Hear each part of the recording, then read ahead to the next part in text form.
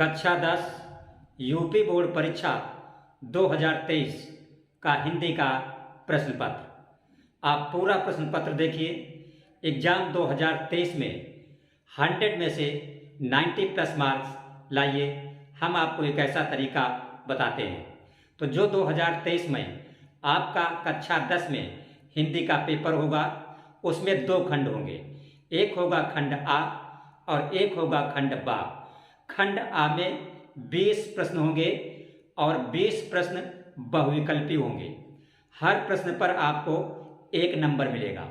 कहने का मतलब खंड आ जो है, अगर आप इसके 20 प्रश्न सही कर देते हैं तो यहाँ से आपके 20 अंक पक्के हो जाएंगे।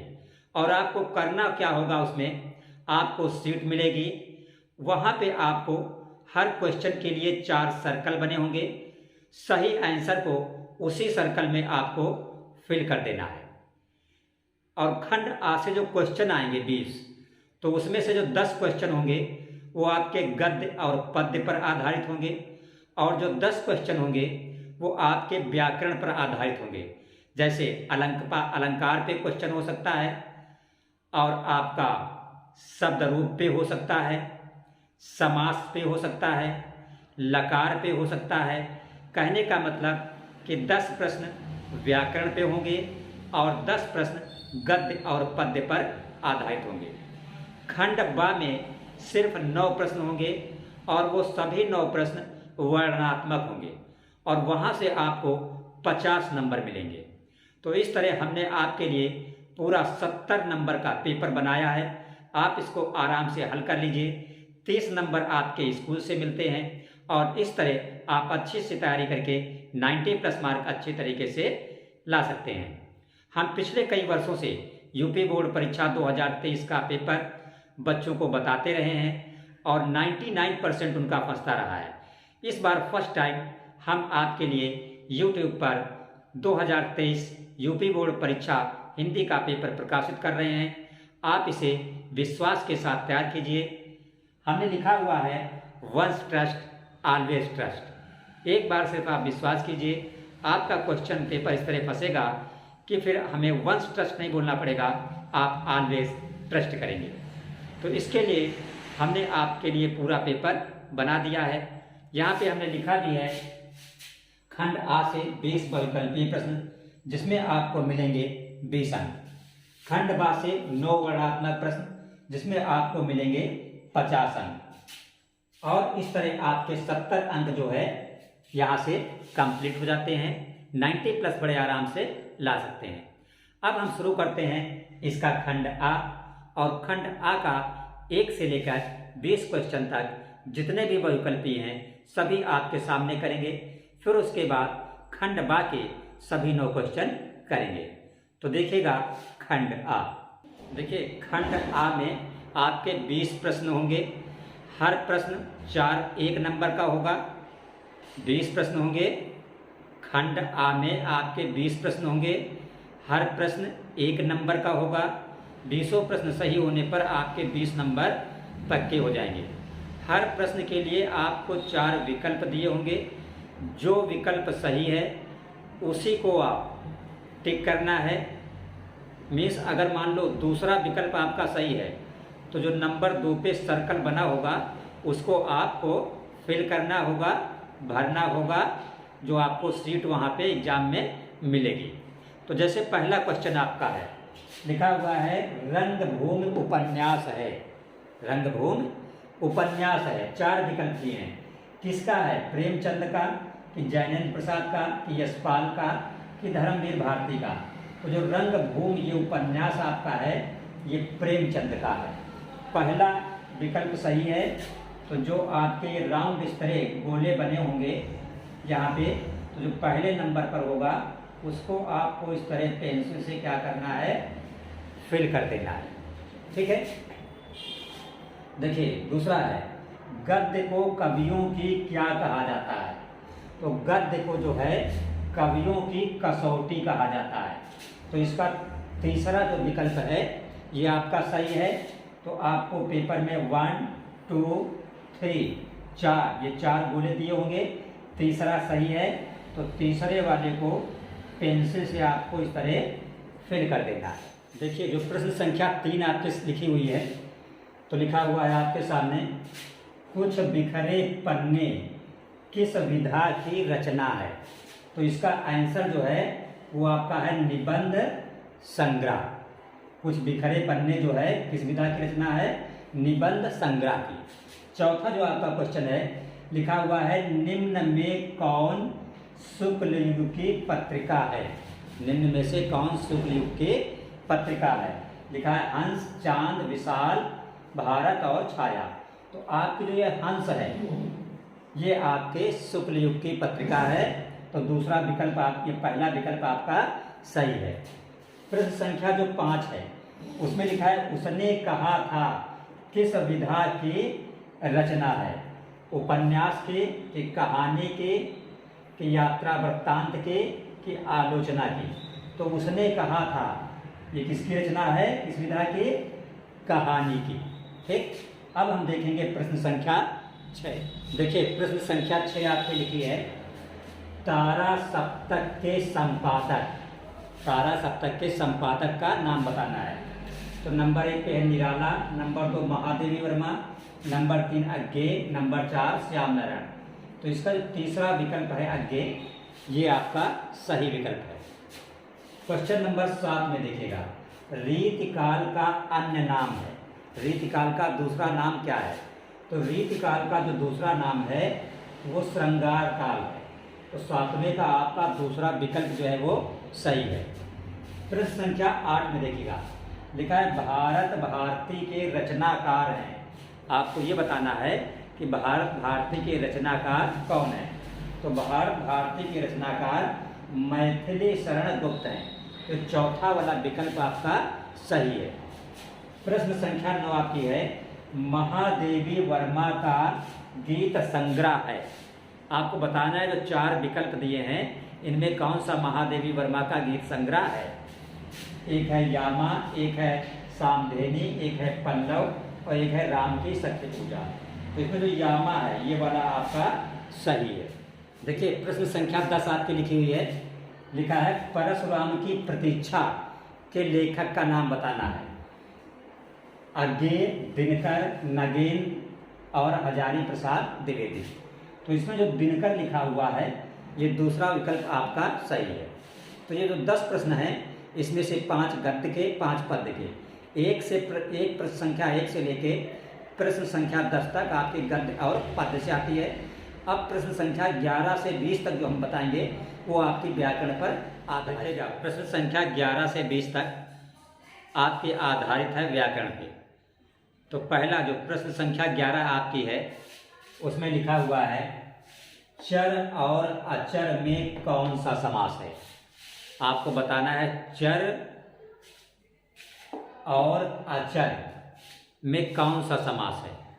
तो जहां पे और निकलता है, क्या निकलता है, और, जैसे मान लो ये शब्द और निकले, तो जहां पे और निकलता है वहां पे द्विग समास होता है। तो इसलिए आपका जो ये पहला वाला है ये ऑप्शन जो है, ये विकल्प जो है आपका वो सही है। क्वेश्चन नंबर 12 में लिखा हुआ है आपका कपड़ा का तत्सम है। एक होता है तत्सम, एक होता है तद्भव। तो तत्सम का मतलब होता है शुद्ध रूप। तो कपड़ा का तत्सम क्या होता है, वस्त्र लिखा है, करपट लिखा है, दुकूल लिखा है, वसन लिखा है, लेकिन वस्त्र कपड़ा का जो शुद्ध रूप होता है वो करपट होता है। तो आपका ये दूसरा विकल्प सही है।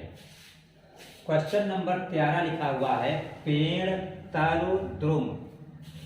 चाहे कहिए पेड़, चाहे कहिए तरु और चाहे कहिए द्रुम, सबका एक ही मतलब है। तो सबका एक ही मतलब है तो इसका मतलब भी क्या है, पर्यायवाची है। तो पेड़, तरु, द्रुम क्या है, ये लिखा है ऑप्शन में, विकल्प में पर्यायवाची। तो जिसमें पर्यायवाची लिखा है नंबर 1 पर, यह विकल्प आपका सही है। प्रश्न संख्या 14 में देखिए लिखा हुआ है प्रत्येका। क्या लिखा है, प्रत्येका में कौन संधि है। तो जो प्रत्येका है, प्रत्येका में आपकी होती है यण संधि। तो आपका ये पहला वाला जो है विकल्प सही माना जाएगा। जो आपकी प्रश्न संख्या 15 है उसमें लिखा है स्वागतम का संधि विग्रह होगा। तो जो आप स्वागतम का संधि विग्रह करेंगे, अलग अलग लिखेंगे, तो स्वागतम बराबर होगा आपका सु प्लस आगतम। तो इसका आपका पहला विकल्प सही होगा। अब हम देखेंगे प्रश्न संख्या इसकी 16। जो प्रश्न संख्या 16 आपकी है उसमें लिखा हुआ है फल शब्द चतुर्थी विभक्ति एक वचन में रूप होगा। ये पूछ रहा है आपका जो फल शब्द है इसका चतुर्थी विभक्ति में एक वचन क्या होगा। फल शब्द का चतुर्थी विभक्ति में एक वचन रूप क्या होगा, ये पूछ रहा है। तो फल शब्द का जो चतुर्थी विभक्ति में है तो एक वचन में उसका क्या होता है, फलाय, ये होता है। फल का चतुर्थी विभक्ति में एक वचन का क्या बन जाता है, फलाय बन जाता है। तो आपका दूसरा विकल्प जो है ये सही है। प्रश्न संख्या 17 आपकी है नदीश किस विभक्ति एवं वचन का रूप है। नदीश जो है किस विभक्ति एवं वचन का रूप है। तो ये सप्तमी विभक्ति बहुवचन का रूप है। ये पहला विकल्प आपका सही हो जाएगा। ये आप तब बता पाएंगे जब आप फल के शब्द रूप याद करेंगे और नदी के शब्द रूप याद करेंगे, तो आराम से इसको आप कर लेंगे। प्रश्न संख्या 18 जो लिखी हुई है, लिखा है अपठः किस लकार का रूप है। अपठः किस लकार का रूप है। तो अपठः जो है वो लंग लकार होती है, भूतकाल। तो यहाँ पे जो लंग लकार है ये पहला विकल्प इसका सही हो जाएगा। अब हम खंड आके देखेंगे लास्ट क्वेश्चन 19 और 20। संख्या आपकी 19 है, लिखा हुआ इसमें पीपर पात सरस मन डोला। इसमें कौन सा अलंकार है, रूपक है कि उत्प्रेक्षा है कि उपमा। तो इसमें जो है ये आपका उपमा अलंकार है। तीसरा विकल्प आपका सही है। और खंड आ का जो लास्ट क्वेश्चन है, क्वेश्चन नंबर 20, लिखा है रोला के प्रत्येक चरण में कितनी मात्राएं होती हैं। तो रोला के प्रत्येक चरण में 24 मात्राएं होती हैं।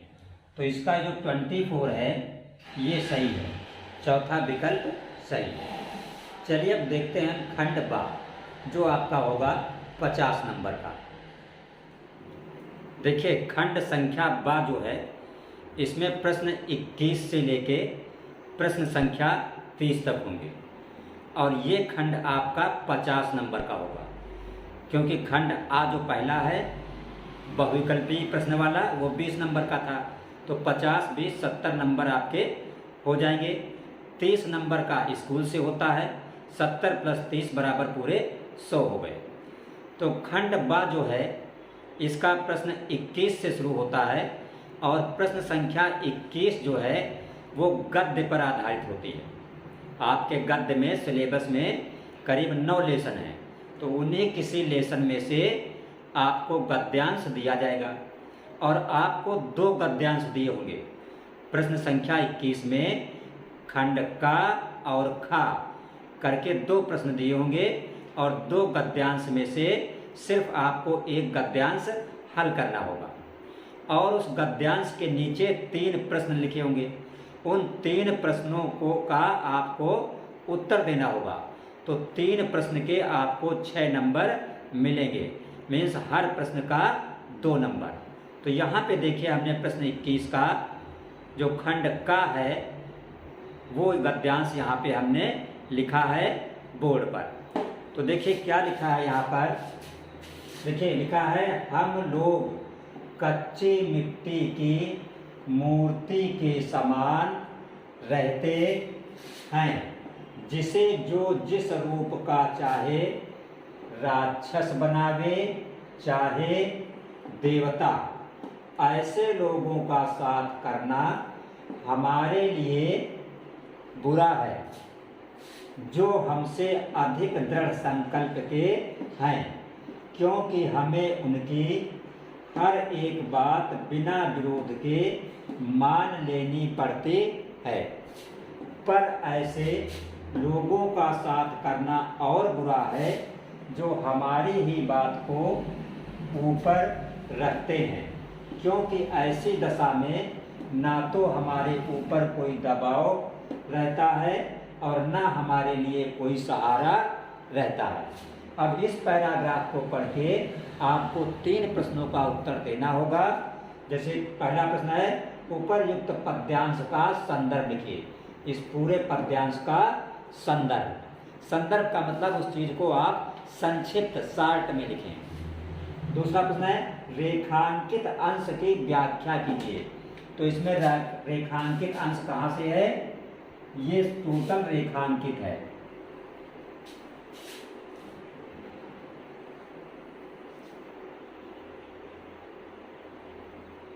ये यहां से लेके और यहां तक, ये जो नीली लाइन हमने अंडरलाइन किया है, ये रेखांकित अंश है। इसकी आपको व्याख्या करना है। और तीसरा पूछा, हमें किन लोगों का साथ नहीं करना चाहिए। तो देखिए पैराग्राफ आप समझिएगा, ये पैराग्राफ जो लिया गया है वो मित्रता, जो आपका पहला लेसन है मित्रता, उससे लिया गया है। और इसके लेखक हैं आचार्य रामचंद्र शुक्ल जी, लेखक हैं इसके। तो इस पैराग्राफ में ये बताया गया है कि किसी भी इंसान को, जब वो छोटा बच्चा होता है, आप जैसा चाहें वैसा उसे बना सकते हैं। अगर आपने बचपन से उसे नफरत सिखाई है तो उसके दिल में नफरत और घृणा ही रहेगी दूसरे लोगों को लेकर। और अगर आपने उसको इंसानियत से प्यार करना सिखाया है तो उस बच्चे के अंदर बड़े होकर प्यार का माहौल रहेगा और वो लोगों से, वो किसी भी वर्ग संप्रदाय के हों, उनसे वो प्यार करेगा। और अगर नफरत सिखाई है तो नफरत करेगा। तो ये इस बात का मतलब है कि आप बच्चे को जैसा चाहें वैसा बना दें, चाहे राक्षस बना दें और चाहे इंसान बना दें। उसके बाद इसमें लिखा हुआ है कि हमें किन लोगों से दूर रहना चाहिए, किन लोगों का साथ नहीं करना चाहिए। तो हमें उन लोगों का साथ नहीं करना चाहिए जो बहुत दृढ़ संकल्प हैं। बहुत दृढ़ संकल्प का मतलब कि अगर आप उनसे बात करें, आप कितनी भी अच्छी बात करें, वो आपकी बात चलने ही नहीं देंगे, काट देंगे। चाहे जिहालत से काटें, चाहे जोर लगा के काटें, चाहे दबाव डाल के काटें, अपनी ही बात को ऊपर रखेंगे। ऐसे लोगों का भी हमें साथ नहीं करना चाहिए। और दूसरा बताया, और किस टाइप के लोगों का साथ नहीं करना चाहिए। ऐसे लोगों का साथ नहीं करना चाहिए जो मक्खनबाज होते हैं। मक्खनबाज तभी तक रहते हैं जब तक आपके पास मक्खन रहेगा, उसके बाद वो तुरंत भाग लेते हैं। इसका एग्जाम्पल आप सीधे समझ सकते हैं नेतागिरी से। कुछ जो भक्त लोग होते हैं, नेताओं के पीछे जो लगते हैं, नेता कुछ भी करे वो सीधे भैया जिंदाबाद, भैया जिंदाबाद, भैया जो कुछ कर रहे हैं वो सही है। तो जब भैया जिंदाबाद आप बोलते हैं, किसी के लिए भी बोलें, तो उसको ये लगता है कि हम जो कुछ भी कर रहे हैं वो सही कर रहे हैं। उसे अपनी गलती का एहसास ही नहीं हो पाता है। होता क्या है, कुछ दिन के बाद वो हार जाता है और जिंदाबाद करने वाले अपना सामान लपेट के भाग जाते हैं। तो आदमी को, किसी भी इंसान को उन लोगों के साथ रहना चाहिए जो दूसरों की बात भी माने, सही बात को। और उन लोगों के साथ रहना चाहिए जो सिर्फ मक्खनबाजी ना करें, फालतू की तारीफ ना करें। अगर आपके अंदर कोई कमी है तो आपकी कमी को भी बताएं, वो सही इंसान होता है। आपकी तारीफ करने वाला सिर्फ सही इंसान नहीं होता है, जो आपकी कमी को भी बताए, क्योंकि जब आपकी कमी को वो बताएगा तभी आप अपनी कमी दूर कर पाएंगे। तो ये पैराग्राफ का है मतलब, ठीक है। तो पढ़ा इसलिए जाता है कि किसी चीज़ का आपको सेंस भी क्लियर होना चाहिए। सिर्फ रटने से, सिर्फ नंबर लाने से ही कुछ नहीं हो जाता है। लेकिन खैर, मकसद तो असली एग्ज़ाम में नंबर लाना ही है, क्योंकि बिना मार्कशीट के कहीं भी कुछ नहीं होता है। तो देखिए, जैसे पहला इसमें प्रश्न लिखा है कि उपर्युक्त पद्यांश का संदर्भ लिखो। तो अब इस पद्यांश का हम आपको संदर्भ लिख के दिखाएंगे। 3 प्रश्न थे गद्यखंड के नीचे। पहले में लिखा था संदर्भ सहित व्याख्या, पहले में लिखा था संदर्भ लिखिए। गद्यांश का क्या लिखना होता है? संदर्भ। तो देखिए जो पैराग्राफ हमने दिया था उसका संदर्भ ये है। संदर्भ में लिखा है, दिया हुआ गद्यांश हमारी पाठ्य पुस्तक हिंदी के गद्य खंड में संकलित मित्रता शीर्षक नामक पाठ से लिया गया है। इसके लेखक आचार्य रामचंद्र शुक्ल हैं। देखा हमने प्रश्न 21 का उत्तर और आ। बा में क्या पूछ रहा था? बा में आपसे पूछ रहा है कि जो अंडरलाइन है, जिन लाइनों को अंडरलाइन किया गया है, आप उनकी क्या कीजिए? व्याख्या कीजिए। देखिए गद्य खंड का दूसरा प्रश्न था कि रेखांकित अंश की व्याख्या कीजिए। तो हमने लिखा है रेखांकित अंश की व्याख्या। इस निबंध में आचार्य रामचंद्र शुक्ल जी बताते हैं, क्या बताते हैं कि बाल्यावस्था में हमारा मन बहुत कोमल होता है, उसे कोई भी स्वरूप दिया जा सकता है। ऐसे समय में हमें ऐसे लोगों से मित्रता नहीं करनी चाहिए जो हमसे अधिक दृढ़ संकल्प के हैं, क्योंकि हम उनकी बातों का विरोध नहीं कर पाते, और न ही ऐसे लोगों का साथ करना चाहिए जो झूठी प्रशंसा करते हैं।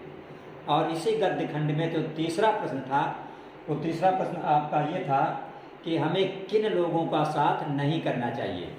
तो पैराग्राफ में लिखा था, आंसर हमने लिख दिया यहाँ पे, हमें ऐसे लोगों का साथ नहीं करना चाहिए जो हमसे अधिक दृढ़ संकल्प के हैं। तो प्रश्न संख्या 21 में दो खंड होंगे, खंड का और खा, दो गद्यांश दिए होंगे, दो में से आपको एक करना होगा। ये पहला खा वाला हमने करके दिखा दिया। अब हम आपको इसी का खा करके दिखाएंगे। करना सिर्फ आपको एग्जाम में एक ही होगा। संख्या 21 में दो खंड होते हैं, का और खा, और का और खा दो में से आपको एक प्रश्न करना होता है। तो हमने का आपको बता दिया है, अब आपको हम खा बताएंगे। एग्जाम में भी आपको प्रश्न संख्या 21 में का और खा दो खंड मिलेंगे, लेकिन दो में से सिर्फ आपको एक ही करना होगा, चाहे आप का करिए और चाहे आप खा करिए। तो देखिए जो खा में गद्यांश लिखा हुआ है आपके सामने, यहाँ पे देखिए लिखा है हमने, चौसा के मुगल पठान युद्ध को बहुत दिन बीत गए, ममता अब 70 वर्ष की वृद्धा हैं, वह अपनी झोपड़ी में एक दिन पड़ी थी। शीतकाल का प्रभाव था, उसका जीर्ण कंकाल खांसी से गूंज रहा था। ममता की सेवा के लिए गांव की 2-3 स्त्रियां उसे घेर कर बैठी थी, क्योंकि वह आजीवन सबके सुख दुख की सहभागिनी रही। ये आपका क्या है? गद्यांश है। ये गद्यांश पढ़ के आपको 3 प्रश्नों के उत्तर देने हैं। पहला प्रश्न है, लिखा हुआ है आपका, उपर्युक्त गद्यांश के संदर्भ लिखिए। उपर्युक्त गद्यांश का क्या लिखना है? संदर्भ लिखना है।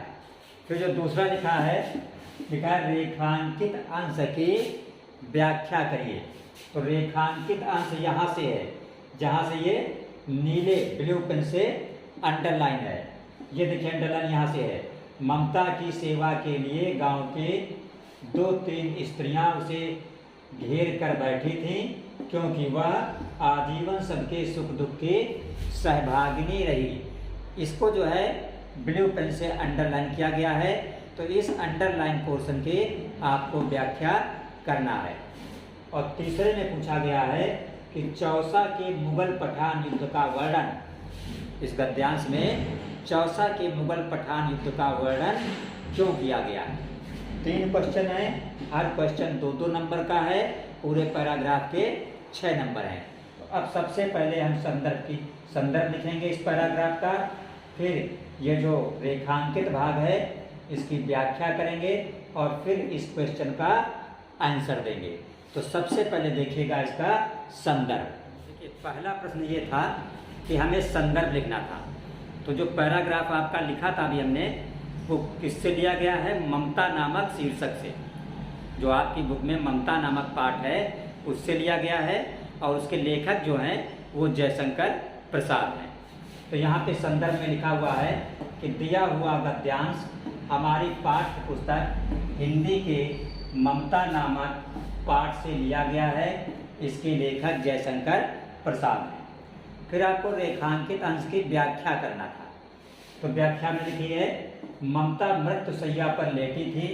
यद्यपि उसका कोई सगा संबंधी नहीं था, फिर भी गांव की कई स्त्रियां उसे घेर कर बैठी थीं और उसकी सेवा में लगी थीं।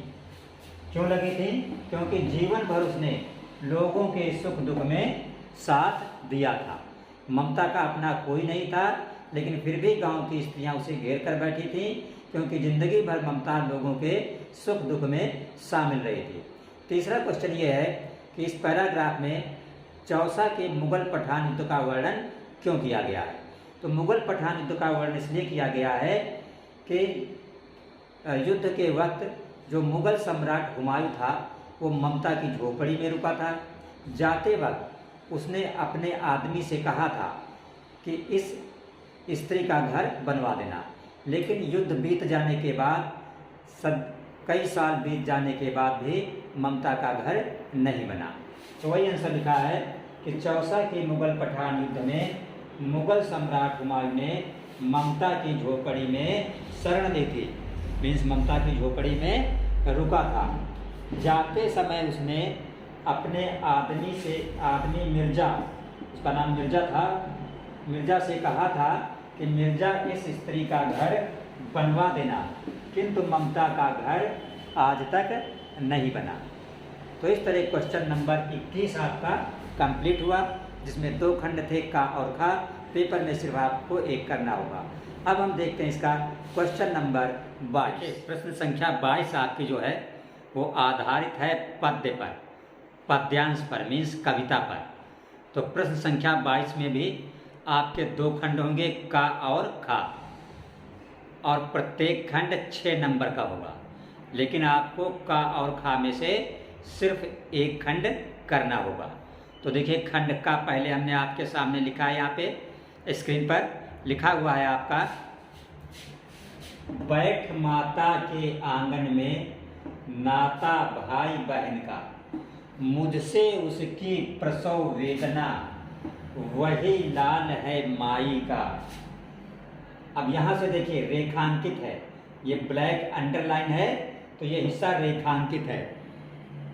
एक साथ मिल बांट लो अपना हर्ष विषाद यहाँ है, सबका शिव कल्याण यहाँ है, पावे सभी प्रसाद यहाँ। इन 4 लाइनों के नीचे अंडरलाइन है काली लाइन से, इसका मतलब इसकी आपको इस रेखांकित अंश की व्याख्या करना है। तो यहाँ पे 3 प्रश्न पैराग्राफ के नीचे लिखे हुए हैं। पहला प्रश्न है प्रस्तुत पद्यांश का सारांश लिखो, दूसरा है रेखांकित अंश की व्याख्या, और तीसरा है हमारा मूल मंत्र क्या होना चाहिए। तो जो पहला है प्रस्तुत पद्यांश का सारांश लिखो, सॉरी ये सारांश नहीं है, संदर्भ है। प्रस्तुत पद्यांश का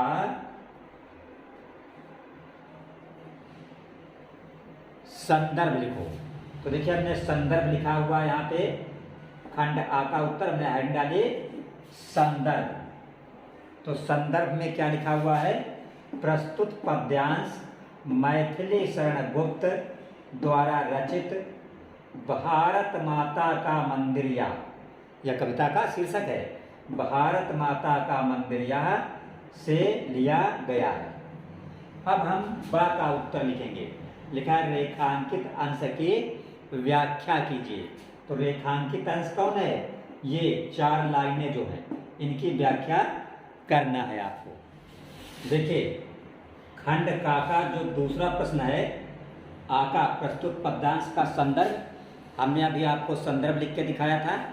अब ब खंड में है रेखांकित अंश की व्याख्या कीजिए। तो हमने हेडिंग डाली रेखांकित अंश की व्याख्या। अब पैराग्राफ क्या था? नाता भाई बहन का बैठ माता के आंगन में, मुझसे उसकी प्रसव वेदना वही लाल है माई का। इसका मतलब क्या है? वेदना, दुख मीन्स हमें खुशी और गम आपस में मिलकर बैठ के बांटना चाहिए। दूसरे की खुशी में खुशी और दूसरे के दुख में दुख, यही हमारा मूल मंत्र होना चाहिए। इस भारत माता के मंदिर में सभी का कल्याण है और सभी की इच्छाएं पूरी होती हैं। ये इस कविता का मतलब है। तो वही हमने लिखा है, हम सभी को एक साथ बैठकर खुशी और गम बांटना चाहिए। दूसरे की खुशी में खुशी और दूसरे के दुख में ही दुख हमारा मूल मंत्र होना चाहिए। भारत माँ के इस मंदिर में सभी का कल्याण है और सभी की इच्छाएं पूरी होती हैं। फिर देखिए इसका तीसरा प्रश्न। तीसरे प्रश्न में ये लिखा है, हमारा मूल मंत्र क्या होना चाहिए? हमारा मूल मंत्र क्या होना चाहिए? खंड सा है, तो खंड सा का जब आप उत्तर लिखेंगे तो खंड सा के उत्तर में सिर्फ यहां से लिखेंगे, यहां से, दूसरे की खुशी में खुशी और दूसरे के दुख में ही दुख हमारा मूल मंत्र होना चाहिए। ये कहाँ लिखेंगे? जब आप इसका उत्तर देंगे, हमारा मूल मंत्र क्या होना चाहिए। जब ये सा वाला आप करेंगे, सा वाला, ठीक है, ये कि हमारा मूल मंत्र क्या होना चाहिए, तो इसके उत्तर में आप यहाँ से लिखेंगे, दूसरों की खुशी में खुशी और दूसरे के दुख में ही दुख हमारा मूल मंत्र होना चाहिए। तो इस तरह आप आ बा सा तीनों का उत्तर लिख देंगे, आपके 6 नंबर जो है वो पक्के हो जाएंगे। देखिए प्रश्न संख्या 22 का खंड खा, ये भी पद्यांश है। नीचे 3 प्रश्न लिखे हैं, आपको उन्हीं 3 प्रश्नों का उत्तर देना है। पहले का देखा, अब खा देखिए, लेकिन आपको का और खा में एक ही करना है। तो जो खा में पद्यांश लिखा हुआ है आपके सामने, वो लिखा है, नभ में गर्वित झुकता नशीस, पर अंक लिए है 3 छात्र। तो ये दोनों के नीचे क्या है? ब्लू में अंडरलाइन है, मीन्स ये रेखांकित अंश है। इसकी आपको बाद में व्याख्या भी करना होगा।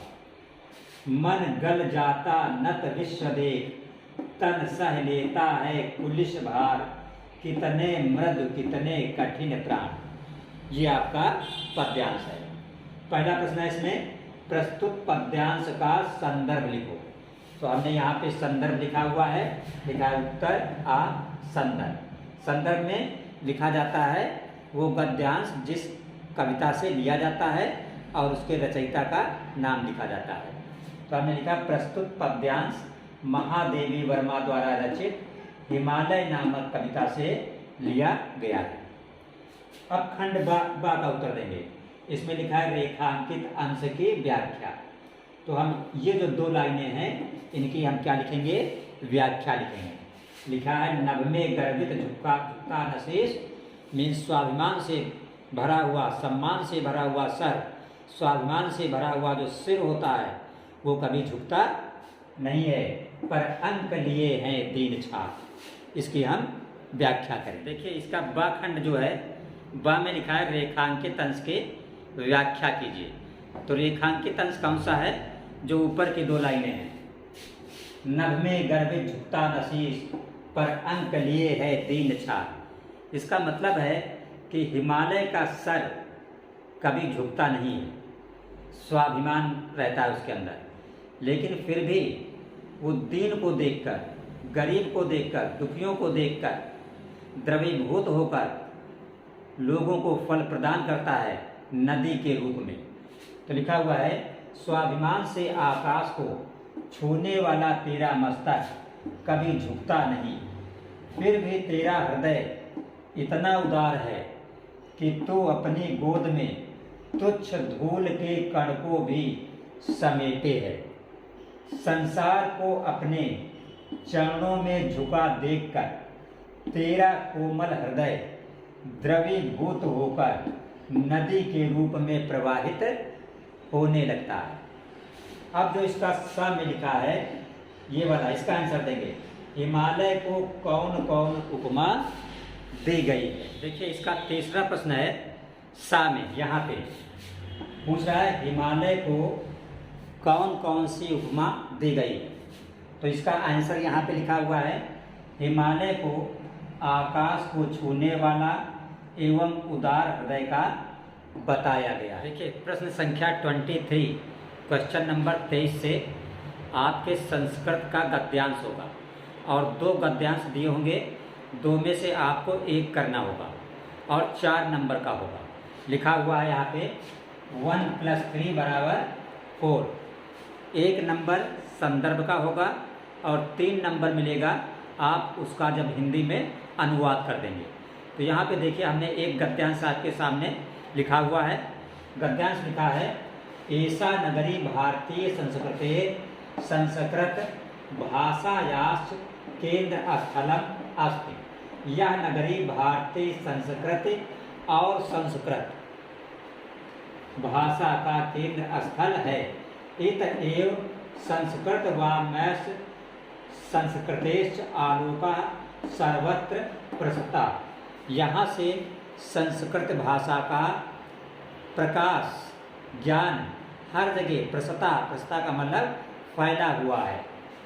आगे लिखा है, मुगल युवराजा दारा शिकोहा अत्र आगत्य भारतीय दर्शन शास्त्राणाम अध्ययनम अकरोत्। मुगल सम्राट दारा शिकोह ने यहीं आकर, अत्र मीन्स यहाँ, अत्र आगत यहीं आकर भारतीय दर्शन शास्त्र का अध्ययन किया। आगे देख लिखा है, स तेषां ज्ञानेन तथा प्रभाविता अभवत्। वह उसके ज्ञान से इतना प्रभावित हुआ, यत् तेन उपनिषदाम अनुवादा पारसी भाषायां कारिता। उसने इन उपनिषदों का जो ट्रांसलेशन है, अनुवाद है, वो पारसी भाषा में कराया। तो जो हमने बोला यही इसका क्या हो गया, हिंदी अनुवाद हो गया। तो सबसे पहले संदर्भ लिखेंगे। तो संदर्भ लिखा है हमने, प्रस्तुत गद्यांश, ये जो आपका गद्यांश है, ये लिखा हमारी पाठ्य पुस्तक हिंदी के संस्कृत खंड के वाराणसी, यहाँ पे लिखेगा वाराणसी, ये वाराणसी पाठ का नाम है, वाराणसी नामक पाठ से लिया गया है। और इस गद्यांश में, इस पैराग्राफ में क्या बताया गया है, वाराणसी के महत्व का वर्णन किया गया है। वही इसमें लिखा है, इसमें वाराणसी के महत्व का वर्णन है। यह आपका क्या हो गया, इस पैराग्राफ का संदर्भ। ये इतना संदर्भ लिख देंगे, आपका एक नंबर आपका यहाँ से पक्का हो जाएगा। अब इसका क्या लिखेंगे, हिंदी अनुवाद लिखेंगे। इस पैराग्राफ का जो हिंदी अनुवाद है, ये बनेगा, यह नगरी भारतीय संस्कृति और संस्कृत। एक होता है भारतीय संस्कृति, यानी हमारी संस्कृति क्या है, हमारा वेशभूषा, रहन सहन, पहनावा, ये क्या है, इसका मतलब है भारतीय संस्कृति। और संस्कृत, ये संस्कृत क्या हुई, भाषा हुई, जैसे हिंदी, अंग्रेजी, ठीक है। तो यह नगरी भारतीय संस्कृति और संस्कृत भाषा का केंद्र स्थल है। यहीं से संस्कृत साहित्य और संस्कृति का प्रकाश सब जगह फैला है।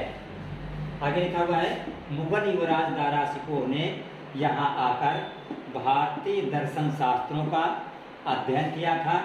वह उनके ज्ञान से ऐसा प्रभावित हुआ कि उसने उपनिषदों का अनुवाद फारसी भाषा में कराया। इस तरह आपका क्वेश्चन नंबर 23 कंप्लीट हुआ।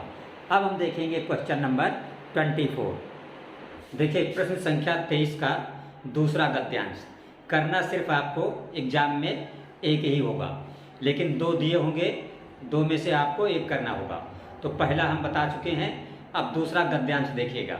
तो दूसरे गद्यांश में आपका लिखा हुआ है, सृष्टा ईश्वरा एक एव इति भारतीयः संस्कृतेः मूलम् विभिन्न मतावलम्बिनः विविधैः नामाभिः एकम् एव ईश्वरं भजन्ते।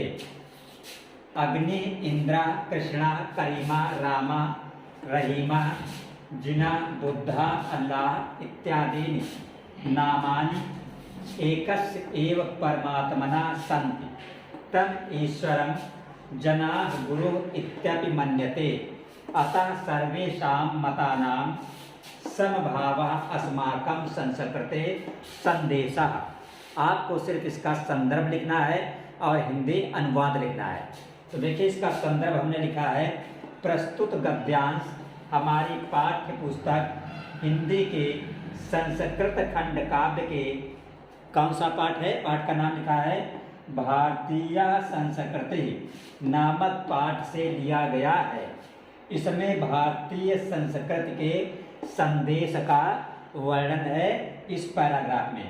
ये हो गया आपका संदर्भ। अब देखिएगा इसका हिंदी अनुवाद। देखिए पैराग्राफ का हिंदी अनुवाद लिखा हुआ है। यहाँ पे क्या लिखा है, विश्व का रचयिता ईश्वर एक ही है। यह भारतीय संस्कृति का मूल है। विभिन्न मतों के अनुयायी, अनुयायी का मतलब मानने वाले, अनेक नामों से एक ही ईश्वर का भजन करते हैं। अग्नि, इंद्र, कृष्ण, करीम, राम, रहीम, बुद्ध, अल्लाह ईश्वर के नाम हैं। ईश्वर को लोग गुरु के रूप में भी मानते हैं। अतः सभी मतों का समभाव है और सम्मान हमारी संस्कृति का संदेश है। प्रश्न संख्या जो 24 आपकी होगी वो संस्कृत के पद्यांश से होगी। 2 पद्य मतलब 2 श्लोक दिए होंगे, 2 में से किसी एक का आपको संदर्भ सहित अनुवाद लिखना होगा और ये भी जो है आपका 5 नंबर का ही होगा। तो देखिए हमने पहला श्लोक लिखा है, इसको देखिए, फिर उसके बाद हम दूसरा श्लोक लिख के दिखा रहे हैं। उसका संदर्भ भी लिखेंगे और हिंदी में अनुवाद भी लिखेंगे। तो पहला श्लोक लिखा है, बंधनम मरणम वापि जयो वापि पराजया।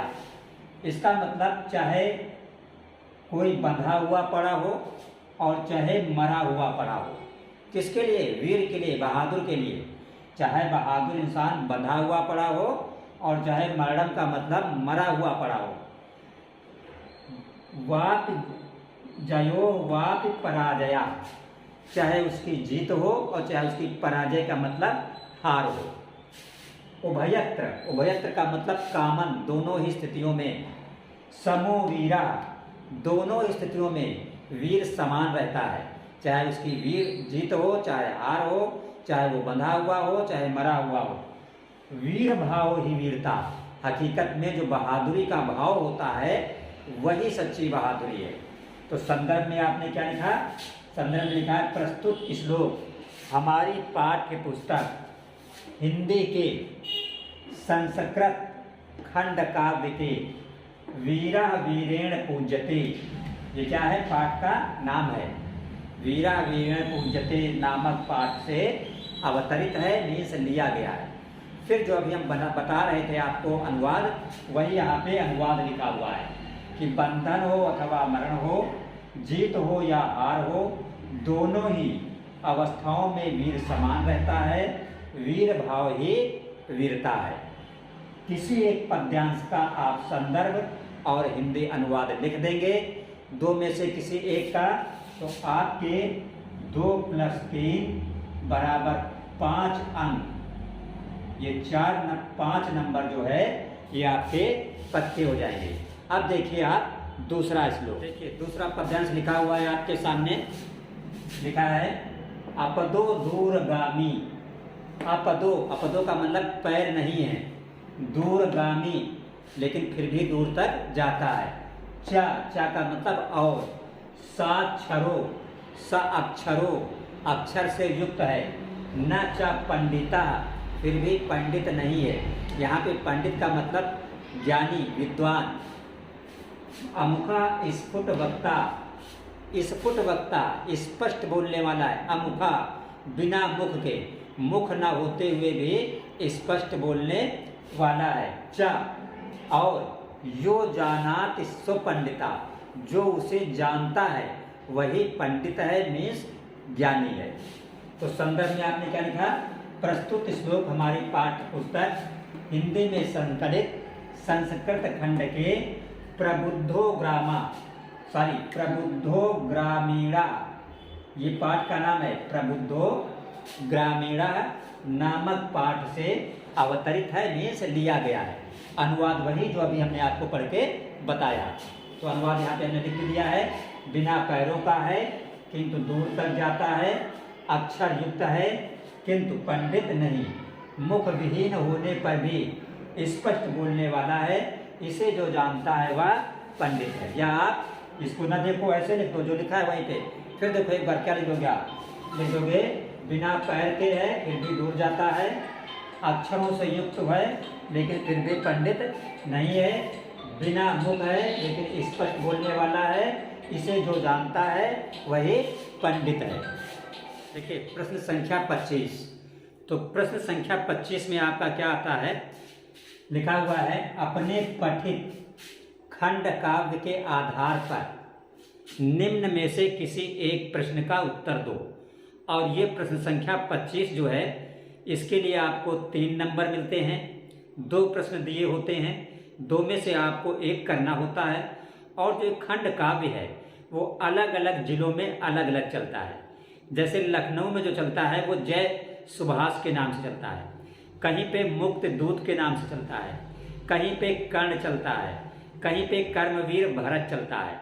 फॉर एग्जाम्पल सपोज कर लो कि वो लड़का लखनऊ डिस्ट्रिक्ट का रहने वाला है और लखनऊ डिस्ट्रिक्ट में वो एक अपनी परीक्षा दे रहा है, तो उसका जो क्वेश्चन आएगा वो जय सुभाष से आएगा और 2 क्वेश्चन दिए होंगे, 2 में से आपको एक करना होगा। जैसे हमने यहाँ पे जय सुभाष को लिया हुआ है, तो पहला क्वेश्चन है कि जय सुभाष खंड काव्य के उद्देश्य पर प्रकाश डालिए, अथवा करके लिखा है जय सुभाष खंड काव्य के आधार पर चतुर्थ सर्ग की कथा लिखिए। तो इनमें से आपको कोई एक आंसर देना होगा। इस क्वेश्चन को हम पूरा डिटेल नहीं लिख रहे हैं क्योंकि अलग अलग डिस्ट्रिक्ट के लिए अलग अलग होता है। यहाँ पे हमने जय सुभाष को लिया है और जय सुभाष जो चलता है वो आपके लखनऊ डिस्ट्रिक्ट में चलता है और कुछ अदर डिस्ट्रिक्ट में भी चलता है। बाकी का पूरा पेपर पूरे यूपी बोर्ड एग्जाम के लिए है, 1 से लेके 29 नंबर क्वेश्चन तक। ठीक है, तो अब हम देखेंगे इसका क्वेश्चन नंबर 26 मीन्स प्रश्न संख्या 26। देखिए प्रश्न संख्या जो आपके 26 होगी इसमें 2 खंड होंगे, का और खा। खंड का में लिखा होगा कि निम्न में से किसी एक लेखक का जीवन परिचय और उसकी प्रमुख रचनाएं लिखिए। इसके लिए आपको मिलेंगे 3 + 2 = 5, मतलब 5 नंबर। इसी तरह खंड खा में लिखा होगा निम्न में से किसी एक कवि का जीवन परिचय और उसकी प्रमुख रचनाएं लिखिए। उसके लिए भी आपको 3 + 2 = 5 नंबर मिलेंगे। तो 5 और 5 मिला के 10 अंक हो गए। इसका मतलब ये हुआ कि प्रश्न संख्या 26 से आपको 10 अंक मिलेंगे। तो देखिए खंड का में जो हमने लेखक लिखे हैं आपको तैयार करना है इन 3 लेखकों का जीवन परिचय और इनकी प्रमुख रचनाएं। तो हमने नाम किसका लिखा है, आचार्य रामचंद्र शुक्ल का, जयशंकर प्रसाद का और राजेंद्र प्रसाद का। ये हमने लिखा है रामचंद्र शुक्ल, जयशंकर प्रसाद, राजेंद्र प्रसाद। इन 3 लेखक का आप जीवन परिचय तैयार कर लीजिए और इनकी प्रमुख रचनाएं तैयार कर लीजिए। यहाँ से आपके 5 नंबर पक्के हो जाएंगे। इसी तरह कवि में से आप एक राम नरेश त्रिपाठी का जीवन परिचय तैयार कर लीजिए, मैथिली शरण गुप्त का और महादेवी वर्मा का। इन 3 कवियों का आप जीवन परिचय तैयार कर लीजिए और इनकी प्रमुख रचनाएं तैयार कर लीजिए। यहाँ से आपके 5 और 5 10 मिला 5 और 5 मिला के 10 अंक आपके पक्के हो जाएंगे। अब हम देखेंगे प्रश्न संख्या 27। जो प्रश्न संख्या 27 आपकी है उसमें आपसे पूछा जाएगा श्लोक। लिखा होगा अपनी पाठ्य पुस्तक का कोई एक श्लोक लिखिए जो इस प्रश्न पत्र में ना हो। तो आप क्या करें, किसी भी पाठ के कोई 2 श्लोक एक पास से याद कर लें ताकि अगर एक पेपर में आए तो दूसरा लिख सके, दूसरा आए तो पहला लिख सके। क्योंकि पेपर में जो भी 2 श्लोक आएंगे वो दोनों श्लोक एक पास से नहीं दिए जाएंगे। तो आप 2 श्लोक एक पास से याद कर लीजिए, आपका काम हो जाएगा और इसके लिए आपको नंबर मिलेंगे 2 श्लोक के, आपको 2 अंक पक्के हो जाएंगे। अब हम देखेंगे प्रश्न संख्या 28। देखिए प्रश्न संख्या जो 28 है इसमें 4 प्रश्न होंगे और आपसे कहा जाएगा कि इन 4 प्रश्नों में से किसी 2 का, कितने का, 2 का संस्कृत में उत्तर दो। और इसके लिए आपको मिलेंगे 4 नंबर, 4 अंक। तो जैसे यहाँ पे 4 प्रश्न लिखे हुए हैं तो आपको 4 प्रश्नों में सिर्फ एक का आंसर देना होगा। जैसे पहला लिखा हुआ है वाराणस्याम कति विश्वविद्यालय सन्ति। कति का मतलब कितने, वाराणसी में कितने विश्वविद्यालय हैं।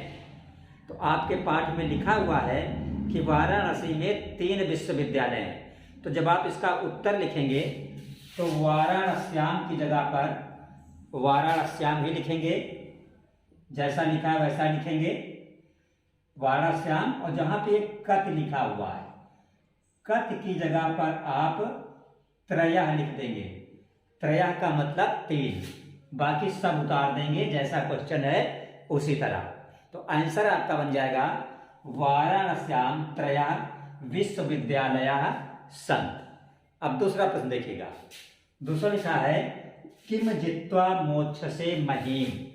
किम का मतलब क्या, जित्वा का मतलब जीतने से, क्या जीतने से मोक्ष की प्राप्ति होती है। तो इसमें जहां पे किम लिखा हुआ है सिर्फ इसके जगह पर आप लिख दोगे, किम की जगह पर लिख दोगे युद्धे, युद्ध, युद्धे जित्वा मोक्षसे महीम। बाकी यहां से यहां तक पूरा जो क्वेश्चन में है वही उतार दोगे। तो आंसर बनेगा युद्धे जित्वा मोक्षसे महीम। तीसरा आपका प्रश्न लिखा हुआ है पदेन बिना किम दूरम याति। याति का मतलब जाना, पैरों के बिना कौन दूर तक जाता है। तो आपका उत्तर है पत्र। तो जहां पे ये पदेन लिखा हुआ है जब आप उत्तर लिखेंगे तो यहाँ पे लिखेंगे पत्रम, बाकी पूरा क्वेश्चन यही उतार देंगे। तो आपका आंसर हो जाएगा पत्रम बिना, सॉरी पदेन बिना, पदेन, ये पदेन की जगह पे आप उत्तर में पदेन ही लिखेंगे। जब आप इसका उत्तर लिखेंगे तो जहां पे पदेन है वहां पे पदेन ही लिखेंगे पदेन बिना। और जहां पे ये किम लिखा हुआ है किम की जगह पर आप पत्रम लिखेंगे। तो आंसर बन जाएगा पदेन बिना पत्रम दूरम याति। याति, याति का मतलब जाता है। तो कहने का मतलब जो किम है, किम की जगह पर सिर्फ पत्रम लिखेंगे, बाकी क्वेश्चन में जो है वही पूरा आप उतार देंगे। चौथा क्वेश्चन देखिए, लिखा है भारतीय संस्कृतौ का विशेषः गुणा। हमारी भारतीय संस्कृत का क्या विशेष गुण है। जब आप उत्तर लिखेंगे तो लिखेंगे भारतीय संस्कृतौ और आगे आप ये जोड़ देंगे क्या, सर्वेषां गतानां समभावा इति विशेषः गुणः अस्ति।